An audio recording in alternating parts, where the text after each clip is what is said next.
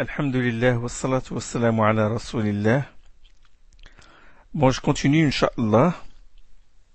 Nous sommes toujours au premier verset. Alam tara kayfa fa'ala rabbuka bi ashabil fil. N'as-tu pas vu comment ton Seigneur a traité les gens de l'éléphant? Kayfa fa'ala rabbuk. J'ai dit la dernière séance. Je me suis arrêté au nom ton Seigneur. Kayfa fa'ala rabbuk. Pourquoi ton Seigneur et pas ton Ilah? Pourquoi Allah subhanahu wa ta'ala a dit ton Seigneur et non pas dit ton Dieu ou ton Créateur ou ça, comme j'ai dit, le Rabbuk, le mot Rabb, il vient de la tarbiya. Et tarbiya, c'est éducation. Donc, dans le mot Rabb, il y a la notion d'éducation. Il y a la notion d'entretien, de bienveillance. Allah est Rabb, ça implique qu'il est le créateur, qu'il est le bienveillant, qu'il administre les affaires de ses créatures, qu'il est le maître, le roi, le protecteur, etc. Donc, le choix du nom arabe est éloquent dans cette sourate. Parce que nous sommes dans un contexte de protection, de bienveillance, de miséricorde. Allah, il protège sa maison, la Kaaba. Il protège les habitants de la Mecque, de ses agresseurs et d'Abraha, le tyran. Puisque le chef de l'armée s'appelle Abraha et c'est un chef abyssin. Kayfa fa'ala rabbu, comment ton Seigneur? Pourquoi l'adjectif possessif ton? Pourquoi ton? Kaf al-mukhatab? Hein? Comment n'as-tu pas vu comment ton Seigneur, le possessif ton? Pourquoi Allah subhanahu wa ta'ala n'a pas dit n'as-tu pas vu comment le Seigneur, ou le Seigneur de la Kaaba, ou le Seigneur des cieux et de la terre? Pourquoi il a mis en évidence dans cet événement le prophète sallallahu alayhi wa sallam? Pourquoi? Afin que cet événement extraordinaire contribue à raffermir le prophète sallallahu alayhi wa sallam dans sa mission, dans sa da'wah, et afin de lui donner la force de patienter et de le consoler aussi face aux séquestrations de son peuple. Oui, Allah n'a-t-il pas protégé sa maison? N'a-t-il pas exaucé le vœu des Quraysh pour la défense de la Kaaba alors qu'ils étaient des mécréants? Si Allah a protégé la Kaaba et a protégé les habitants qui vivaient près de la Kaaba, a fortiori, il protégera Muhammad sallallahu alayhi wa sallam, qui a plus de valeur que la Kaaba et qui est meilleur que tous les Quraysh. Il va le soutenir contre ceux qui ourdissaient des stratagèmes contre lui. Abraha était l'homme, Abraha l'Abyssin était l'homme le plus puissant en Arabie à cette époque-là. Il a utilisé les éléphants qui sont de gros animaux. Allah subhanahu wa ta'ala, il a déjoué son complot. Donc Allah subhanahu wa ta'ala est capable de déjouer le complot de n'importe quel tyran contre le prophète sallallahu alayhi wa sallam. Ça, c'est une bonne nouvelle pour le prophète sallallahu alayhi wa sallam et pour sa communauté aussi. Allah protège sa maison comme on le voit jusqu'aujourd'hui. Ce qui ne fut pas le cas de Beit al-Maqdis, de Jérusalem, Masjid al-Aqsa, la mosquée d'Al-Aqsa, qui a connu des destructions, fut envoyée par les croisés, par les sionistes. Ashabil fil, les gens de l'éléphant. Littéralement, les compagnons de l'éléphant. Bien sûr, nous n'allons pas nous fatiguer à chercher combien d'éléphants étaient venus détruire la Kaaba. Leur nombre ne nous intéresse pas. Certains ont dit des centaines, certains des milliers. Bon, Allah a lié ces gens-là, à l'éléphant, parce que l'éléphant est un animal géant, et que les Arabes ne connaissent pas d'habitude, n'ont pas l'habitude de voir. D'ailleurs, quand les Arabes reconnaissent quelqu'un à travers un événement, surtout c'est un événement particulier, ou même un animal ou une région, il l'attribue à cet animal-là, il l'attribue à cet événement-là, et il l'attribue à cette région-là. Et ils disent sahib cette chose, le compagnon de telle chose, comme ashab ou Madian dans le Coran. Les gens de Madian, ashab ou Madian ou al-Mu'tafika dans Surat Tawbah. Ce sont les habitants de Médiane. Ashabul Jannah, Ashabul Nar, les compagnons du feu, les compagnons du feu, les compagnons du paradis. Là, il a dit Allah subhanahu wa ta'ala, Ashab al-Fil. Il a dit Ashab al-Fil, les compagnons de l'éléphant. Et il n'a pas dit Arbab al-Fil, il n'a pas dit les maîtres de l'éléphant. Il n'a pas dit les maîtres de l'éléphant, ni les propriétaires de l'éléphant, ni Rakib al-Fil, ceux qui montaient l'éléphant, ni Sa'is al-Fil, les dresseurs de l'éléphant. Non, il a dit les compagnons de l'éléphant. Le choix du nom Sahib ou Ashab est éloquent. Si Allah avait dit qu'ils sont les maîtres de l'éléphant, Arbab al-Fil, Alam tara kayfa fa'ala rabbuka bi Arbab al-Fil, ou les propriétaires de l'éléphant, Malik al-Fil, ou les dresseurs de l'éléphant, Sa'is al-Fil, ou les guides de l'éléphant, Qa'id al-Fil, si Allah avait dit ça au lieu de Ashab al-Fil, il les aurait valorisés, il leur aurait reconnu un certain mérite sur l'éléphant. Mais là, il a dit Ashab al-Fil. Ashab al-Fil, les compagnons de l'éléphant. Bien sûr, être un compagnon n'implique pas nécessairement être un maître ou un propriétaire. Hein? En langue arabe, on dit un tel et sahib un tel est le compagnon d'un tel. C'est que le premier est inférieur en mérite que le deuxième, et non pas l'inverse. C'est pourquoi on dit ashabu rasulillah, les compagnons de l'envoyé d'Allah. Les compagnons de l'envoyé d'Allah. On dit Omar est le compagnon du prophète sallallahu alayhi wa sallam. Omar sahibu rasulillah, sahibu nabi sallallahu alayhi wa sallam. Et on ne dit jamais l'inverse, parce que Omar a un mérite inférieur que le prophète sallallahu alayhi wa sallam. Donc, toujours celui qui a un mérite inférieur est le sahib, le compagnon de celui qui a un mérite supérieur, ou qui a au moins le même mérite. Là, nous avons ashab al-fil. Ça veut dire que les éléphants étaient meilleurs que les hommes qui les accompagnaient. Les éléphants étaient plus intelligents que ces hommes-là. Tel est le cas des mécréants, des kuffars. Ils manquent d'intelligence. Ils sont moins intelligents que la bête. Allah a dit à leur sujet, ceux-là sont comme les bestiaux et même plus égarés encore. Surat Al-A'raf. D'ailleurs, les éléphants ont refusé d'obéir à ceux qui les accompagnaient quand ceux-ci essayèrent de les pousser vers la Kaaba. Pour la détruire, les éléphants sont certes meilleurs que ceux qui les accompagnaient. C'est pourquoi Allah subhanahu wa ta'ala dit Ashab et pas n'a pas employé un autre mot qui fait penser que ces gens-là ont une certaine supériorité sur les éléphants. Alam yaj'al kaydahum fi tadlil. N'a-t-il pas plongé leur stratagème, leur manœuvre en plein égarement? Alam yaj'al kaydahum fi tadlil, que je peux traduire aussi par n'a-t-il pas déjoué leur manœuvre? Là, il y a une deuxième question. Deuxième forme interronégative. Deuxième question sous forme interronégative, et qui est aussi affirmative que la première. Allah il dit, n'a-t-il pas plongé leur stratagème en plein égarement? Bien sûr, il a bel et bien plongé leur stratagème en plein égarement. Il a employé le hamza de l'istifham et le lam de la négation. C'est une forme interronégative, mais elle est affirmative en fin de compte. Il a bien plongé leur stratagème en plein égarement. La première phrase, n'as-tu pas vu comment ton Seigneur a traité les gens de l'éléphant? Ça, c'est comme une introduction. Méditez le style, une introduction attirante, captive, qui suscite l'intérêt du lecteur. Cela fait partie, bien sûr, de l'art de prêcher, l'art de parler en public. Si on veut raconter un événement et qu'on commence par « N'avez-vous pas vu comment s'est déroulé tel événement ?» Là, on attire l'attention des auditeurs. Hein? Ils deviennent tout oreille avec nous. N'as-tu pas vu comment ton Seigneur a traité les gens de l'éléphant? Ça, c'est une question qui porte en elle quelque chose d'étonnant et quelque chose d'extraordinaire et d'ambigu aussi.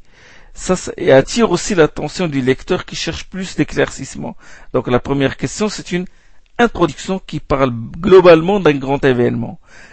N'a-t-il pas plongé leur stratagème en plein égarement? Ça, c'est une deuxième question.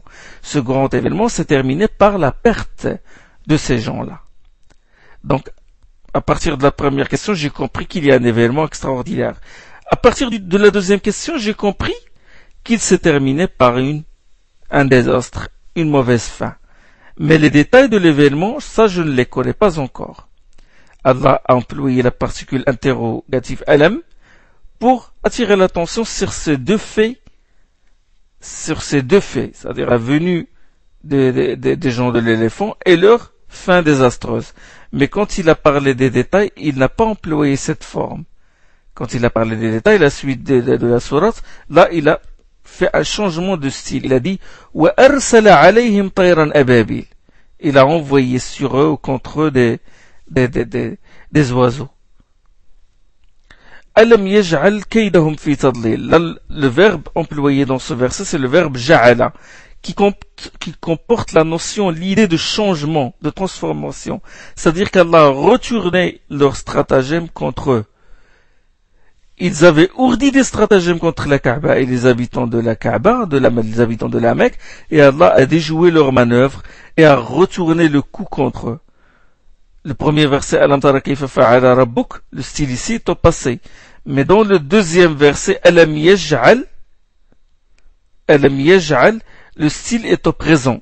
Donc si on veut le respecter, on dit, ne plonge-t-il pas leur stratagème en plein égarement? Là, il a employé le mudari', le verbe au présent. Donc quand on raconte un événement, il vaut mieux utiliser le présent. Ça attire l'attention et les épisodes de l'événement se défilent dans l'esprit de l'éditeur ou du lecteur. Contrairement au passé, on a tendance à oublier.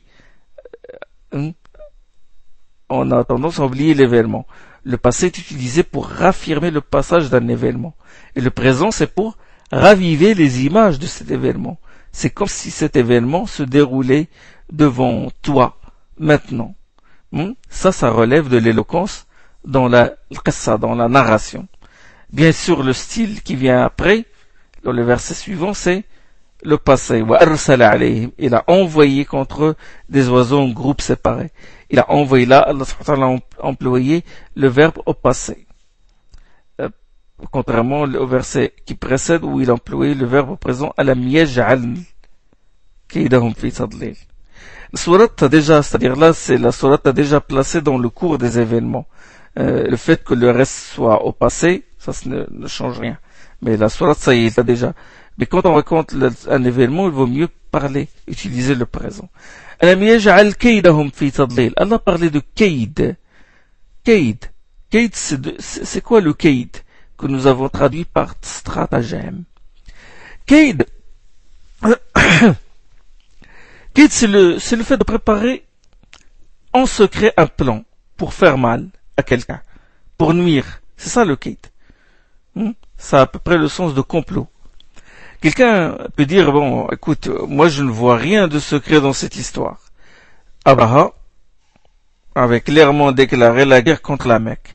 Il avait clairement déclaré qu'il ira à la Kaaba pour la détruire. Il avait préparé en public une armée et tout le monde sait. Il était puissant, il ne craignait personne, les choses étaient claires, il n'y avait pas de secret. Ben écoutez, vous savez, dans toute guerre, on cache ses vraies intentions. Comme on dit dans les guerres d'aujourd'hui, officiellement, dans les guerres d'aujourd'hui, officiellement c'est quoi? C'est apporter la démocratie, les droits de l'homme, le respect des droits de l'homme, et officieusement c'est quoi? C'est en secret, qu'est-ce qui se passe? C'est puiser l'intention intérieure, l'intention secrète, c'est quoi? C'est puiser les ressources du pays contre lequel on a engagé la guerre. Qu'est-ce qui a été officiel dans cette guerre contre la Mecque? Abraha a construit une somptueuse cathédrale à Sana'a, au Yémen, puisque les Abyssins gouvernaient une partie du Yémen. Et Abraha était le représentant du Négus, d'un des rois de l'Abyssinie. C'est un vice-régent, il le représentait au Yémen. Abraha, il a construit une somptueuse cathédrale au Yémen, à Sana'a. Et il l'a décorée avec des objets de valeur, des croix en or, des chairs d'ivoire et d'ébène, pour que les chrétiens s'y recueillent. Et là, un bédouin arabe Qu'est-ce qu'il a fait ce bédouin arabe? Il y entra dans cette cathédrale, il satisfit ses besoins à l'intérieur et souilla ses murs. Abraha apprit la nouvelle et jura de se venger en se rendant à la Mecque pour raser la Kaaba. Alors, on raconte aussi, selon certaines données traditionnelles, que les bédouins arabes avaient allumé du feu près de cette église. Et bon, et sous l'effet du vent, le feu a gagné cette église et la brûla. Bon, que ce soit l'un ou l'autre, ce sont celles-là les raisons officielles, en fin de compte, officielles. C'est-à-dire, vous avez brûlé mon église, je détruirai votre Kaaba. Ou vous avez souillé mon église, bon, je raserai votre Kaaba. C'est ça la déclaration officielle. Mais quelle est la vraie raison? Quelle est la vraie raison? La vraie raison était qu'il voulait que cette église prenne la place de la Kaaba. Et que Sana'a prenne la place de la Mecque comme lieu de pèlerinage, comme lieu le plus fréquenté de toute l'Arabie, c'est-à-dire la capitale de l'Arabie, c'est la capitale spirituelle, c'est ce qu'il voulait lui. Il a envié les Arabes qui faisaient le pèlerinage à la Mecque. Alors que la Mecque est un endroit il n'y a ni eau ni végétation, il ne dispose pas d'une puissance militaire ou économique, une simple cité, et pourtant il est la capitale spirituelle de toute la péninsule arabique. Ça, la raison secrète, c'est hasad, l'envie. Et ça, jusqu'aujourd'hui, ça existe. Les mécréants, ils envient les musulmans pour leur Kaaba. Ils les envient, ils disent comment se fait-il qu'un si grand nombre de pèlerins effectuent le même rite et font la talbiya ensemble, et des pèlerins venant de tous les coins du monde, portant les mêmes habits. Quelle est cette force qui a pu réunir ce nombre d'hommes et de femmes dans un même endroit et a pu leur inspirer d'effectuer les mêmes rites et porter les harams? C'est vraiment extraordinaire. Et beaucoup de mécréants envient. Ils cherchent aussi, les moyens de critiquer le pèlerinage, cherchent la petite bête, comme on dit. ألم يجعل كيدهم في تضليل ألم يجعل كيدهم في تضليل N'a-t-il pas plongé leur stratagème en plein égarement? Ou n'a-t-il pas déjoué leur complot? Allah n'a pas dit, subhanahu wa ta'ala, Allah n'a pas dit, alam yaj'al kaydahum dallan. Allah n'a pas dit, n'a-t-il pas rendu leur stratagème égaré, si on veut traduire littéralement. Ou n'a-t-il pas rendu vain leur stratagème? Mais il a bien dit, il a employé le génitif fi. Alam yaj'al kaydahum fi tadlil. Et le génitif fi, la préposition fi, qu'est-ce qu'elle exprime? Elle exprime un rapport d'intériorité. C'est-à-dire qu'il a jeté leur stratagème dans l'égarement. Il a plongé en plein égarement. C'est comme si tout leur stratagème était cerné de toutes parts par la perte et l'égarement. Tous leurs complots furent déjoués. C'est-à-dire partout, tout leur complot, tout ce qu'il a été déjoué. Ils étaient cernés de toutes parts. Allah les a contrôlés et les a cernés de toutes parts. Il les a jetés dans un échec total. Et ne leur a pas laissé la moindre occasion de sauver la face. Ils ont voulu la suprématie et la gloire, mais ils ont tout perdu. Auparavant, ils avaient la puissance militaire et la puissance et la force et le pouvoir par lesquels ils inspiraient la crainte et le respect dans le cœur de leurs voisins les Arabes. Mais là, c'est une humiliation. La défaite qu'ils ont essuyée leur a fait perdre tout cela. Subhanallah. Il a envoyé sur eux des oiseaux. Il a envoyé sur eux, quand on médite les versets sur la menace divine, on constate que la récompense est du même genre. Ça, les versets et aussi les hadiths. On constate que la récompense est du même genre que l'acte commis. C'est ceux qui dévorent les biens des orphelins. Le jour de la résurrection, Allah leur fera manger le feu. C'est-à-dire que le châtiment correspond bien à l'acte commis. Abraha l'Abyssin a préparé une armée pour une mission précise et l'a envoyée à un endroit précis. Et Allah subhanahu wa ta'ala a préparé une armée pour une mission précise et l'a envoyé à un endroit précis. Abraha est originaire de l'Abyssinie, c'est-à-dire l'extérieur de la péninsule arabique. Les oiseaux qu'Allah a envoyés viennent eux aussi de l'extérieur de l'Arabie, de la péninsule arabique. Abraha a utilisé dans sa guerre des animaux auxquels les Arabes n'étaient pas habitués dans les guerres. Les Arabes ne se servent en général des chameaux et des chevaux dans leur guerre. Et Allah subhanahu wa ta'ala, il a utilisé des oiseaux dans sa guerre contre Abraha, des oiseaux qui combattent dans une guerre. Ça, c'est quelque chose d'inhabituel aussi chez les Arabes. Les éléphants ne sont pas des animaux de la péninsule arabique. De même, les oiseaux qu'Allah a envoyés ne font pas partie des espèces d'oiseaux connus en Arabie. On raconte qu'ils sont venus du côté de la mer. وَأَرْسَلَ عَلَيْهِمْ Il a envoyé sur eux, ou il a envoyé au-dessus d'eux, si je traduis littéralement. Le verset a employé la préposition ala. Ala, qu'est-ce qu'il indique, cette préposition ala? Il indique un rapport de position supérieure. C'est un rapport de position supérieure, de situation supérieure. Il exprime aussi l'idée de domination. Allah a envoyé ces oiseaux comme châtiment. Donc la préposition qui convient est donc ala. L'emploi de la préposition lem, s'il avait dit arsala lahum, ça correspond plutôt au don, à quelque chose de bien.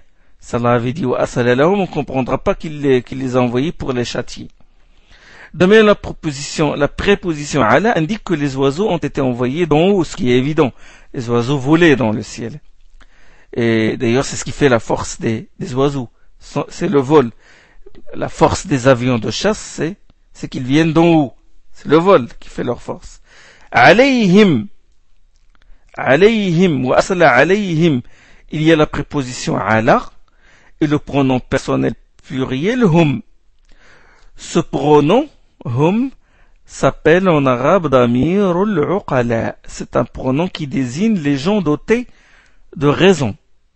Hum renvoie à des êtres désigne des êtres dotés de raison. Il renvoie à des êtres dotés de raison. C'est-à-dire les hommes, les djinns, les anges. Allah n'a pas dit alayha, car ça désignerait les éléphants. Alayha, c'est ha, renvoie aux êtres qui ne sont pas dotés de raison. Quand il s'agit d'animaux, on emploie souvent fiha, alayha, jannatin tajri min tahtiha, des paradis sous lesquels coulent des fleuves. Jannatin tajri min tahtiha. Jannat est au féminin. Et le jannat, c'est une chose, c'est pas un être doté d'intelligence. Donc, tajri min tahtiha. Si c'était des femmes, on dit tahtihinna.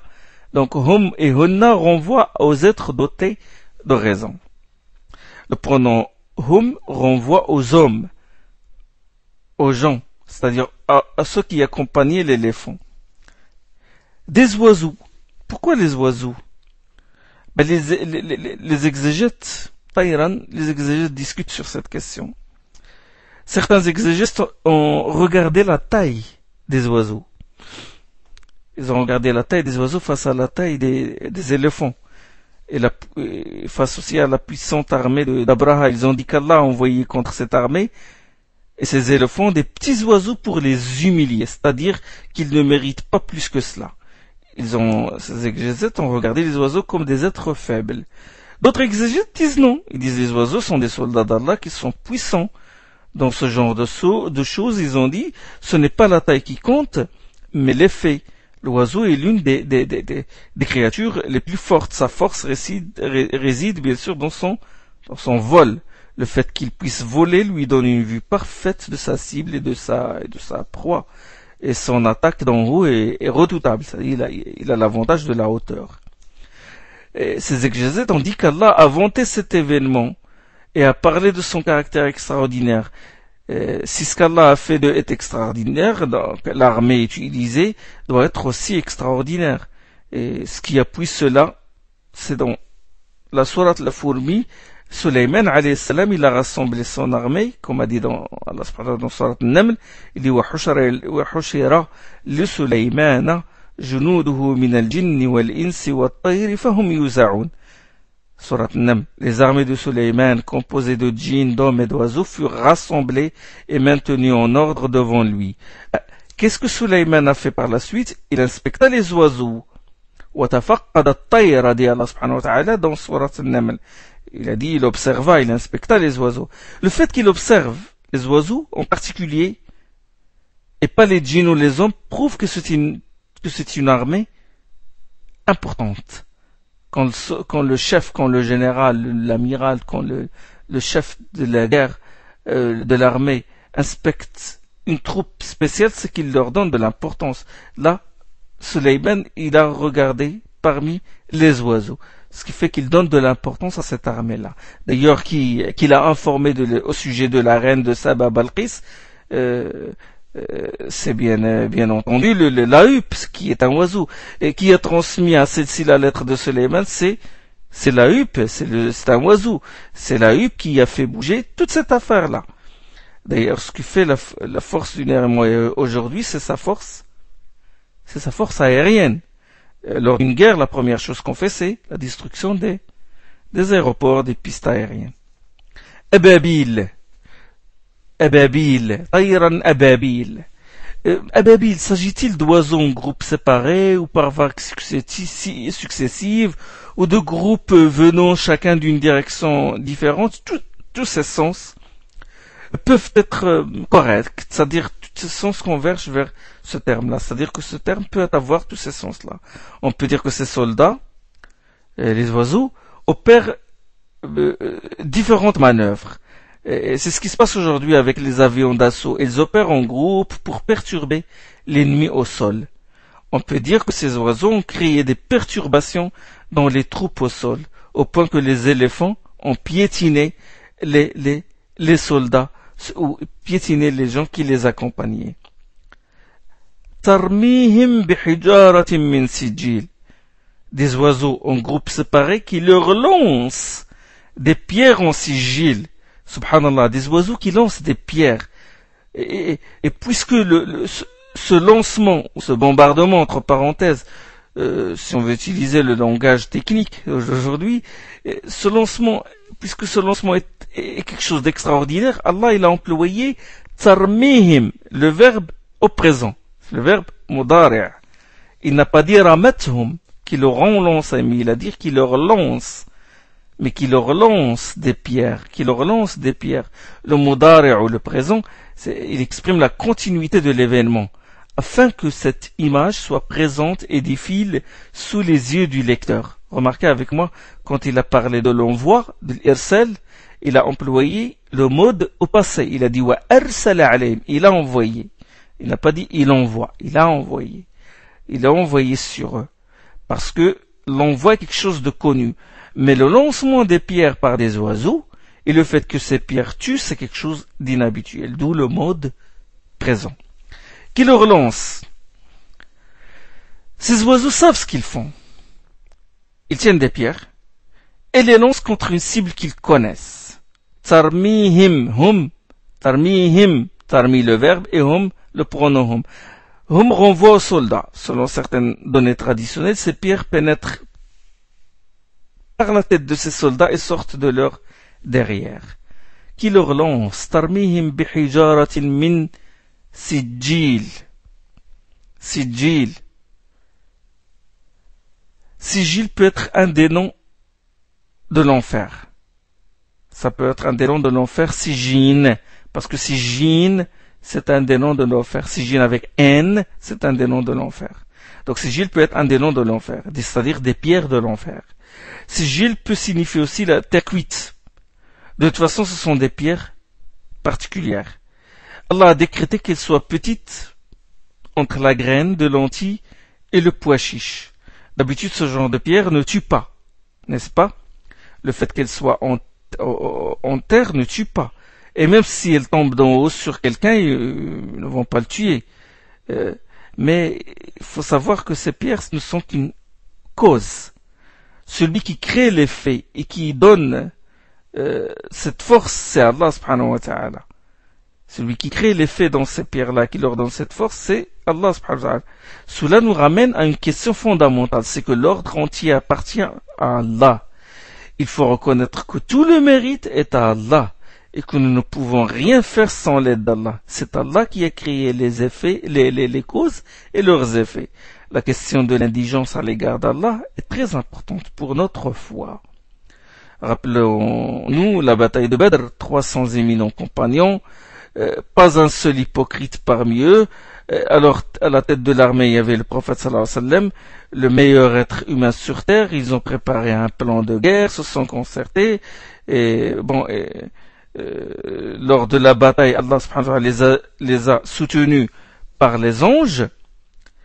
Il les a soutenus par les anges, mais dans la sourate où Allah subhanahu wa ta'ala a parlé de cette bataille, dans Surat Al-Anfal, il a dit, en fin de compte, il a dit, وَمَا النَّصْرُ إِلَّا مِنْ عِنْدِ اللَّهِ. Il a dit, la victoire ne vient que d'Allah. Allah, tout simplement. La victoire ne vient ni des anges, ni du plan préparé par l'armée, ni de leur force même, même s'il y avait dans cette armée le meilleur homme sur terre, à savoir Muhammad sallallahu alayhi wa sallam. Faites très attention de ne pas attribuer tout le mérite à vous-même. C'est une lacune propice à Satan pour vous inspirer l'orgueil et l'ostentation. Il les a réduits فَجَعَلَهُمْ عَصْفٍ مَأْكُولٍ. Il les a réduits pareil à asf ma'koul. Je vais les expliquer. Asf, c'est l'enveloppe externe du blé. Pas seulement du blé, mais de l'orge, des céréales en général. Le son de blé, le son de maïs. C'est ça, asf. Asf, on dit à propos du vent qui siffle, le vent qui souffle, on dit asafa. Ar-rihu asafat. Et ces enveloppes sont très légers. Le vent les emporte facilement. Asf ma'koul, le son de blé de maïs qui a été mangé par les bêtes. Certains exégètes ont dit que asf ma'koul, ce sont les herbes, les feuilles que les bêtes mangent et piétinent par la suite. C'est le crottin piétiné par les bêtes. Cette image décrit l'état auquel a été réduite cette armée, du crottin piétiné par des bêtes. Ils ont été tués par des pierres jetées par les oiseaux et leurs corps ont été piétinés par les éléphants jusqu'à se mélanger avec la terre et la boue, comme le crottin piétiné par les bêtes. Vous avez vu écraser dans une écurie ou dans le crottin qui est piétiné par les bêtes. Ils ont été réduits à cet état-là, cet état lamentable, humiliant. Pourquoi Allah subhanahu wa ta'ala n'a pas dit crottin, raut, ja'alhum karaus? Pourquoi Allah n'a pas employé crottin au lieu de chambre dévorée ou de sang dévoré ou pourquoi il n'a pas employé crottin? Ça c'est une caractéristique du Coran. Il emploie les mots délicats. Il n'emploie pas les mots crus qui offensent le bon goût. Écoutez ce verset-là. Où Allah subhanahu wa ta'ala dit ما المسيح ابن مريم إلا رسول قد خلت من قبله الرسل وأمه صديقة كانا يأكلان الطعام. Dans Surat Al-Ma'idah, le Messie, fils de Marie, n'est qu'un prophète comme tant d'autres qui l'ont précédé. Sa mère était parfaitement véridique. Tous les deux mangeaient de la nourriture. Allah il dit tous les deux manger de la nourriture.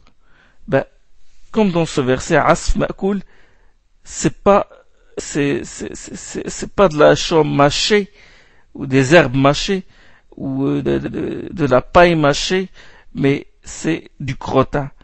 De même dans ce verset ne vise pas le fait que le Messie et sa mère mangent, mais c'est que ils sont comme tout être humain, ils satisfont leurs besoins naturels comme n'importe quel être humain. Ils vont aux toilettes comme n'importe quel être humain. Ça, c'est une leçon à adresser à ceux qui ne savent pas employer les mots délicats et dans leur discussion et aussi dans leur réfutation et leur rodoud. Ça, c'est une leçon à adresser à ces gens-là. Et il faut choisir les mots qui conviennent Chers frères, chères sœurs, tes paroles, ton style traduisent ta personnalité et ta foi. C'est toi qui parles, c'est toi qui prends la responsabilité de tes propos. Méditez-moi avec moi cette sourate. Abraha était chrétien. Il était chrétien, Abraha. Les Quraysh étaient des idolâtres. Ils étaient des païens, des polythéistes. Or, le christianisme est meilleur que l'idolâtrie. C'est évident. Hein? L'idolâtrie est la pire forme de mécréance. Au moins les chrétiens croient en certains livres saints, en Adam, le Père de l'humanité, etc. Et s'attachent à certains enseignements de Jésus, Isa ibn Maryam. C'est-à-dire que le christianisme est meilleur quand même que l'idolâtrie. En plus, Abraha a voulu commettre un seul crime, démolir la Kaaba. Les Quraysh, quant à eux, ils commettaient chaque jour des crimes, des choses graves. Ils adoraient en dehors d'Allah des idoles près de sa maison, près de la maison sacrée d'Allah. Ils ont placé 360 idoles autour de la Kaaba. Et pourtant, Allah subhanahu wa ta'ala n'a pas châtié les Quraysh pour leurs crimes. Ils commettent des crimes près de la Kaaba chaque jour, quotidiennement. Et Allah ne les a pas châtiés. Abraha est venu une seule fois démolir la Kaaba, commettre un seul crime. Et Abraha, il est dans une situation meilleure que celle des Quraysh. Au moins, Abraha, il croit au christianisme, c'est un chrétien. Et pourtant, Allah subhanahu wa ta'ala, il a détruit Abraha et il a épargné les Quraysh. Ça nous ramène à la question de la tyrannie et de l'injustice à l'égard des gens. Quand quelqu'un s'emporte contre les gens, commet des injustices contre eux, les traite avec dédain, Allah subhanahu wa ta'ala l'anéantit. Tel est le cas du Pharaon, Nimrod, Haron, etc. Allah défend l'opprimé, même s'il est mécréant. Les Quraysh étaient polythéistes, et pourtant Allah les a défendus. Quand l'injustice commise touche les droits des gens, Allah subhanahu wa ta'ala intervient. Ça, c'est une leçon très importante. Bon, voilà. Alhamdulillah, j'ai terminé l'explication de cette sourate l'éléphant. La suite viendra, Inch'Allah. Bi'idnillah, subhanakallah, bihamdik. Ashhadu an la ilaha illa ant, astaghfiruka wa atubu ilayk.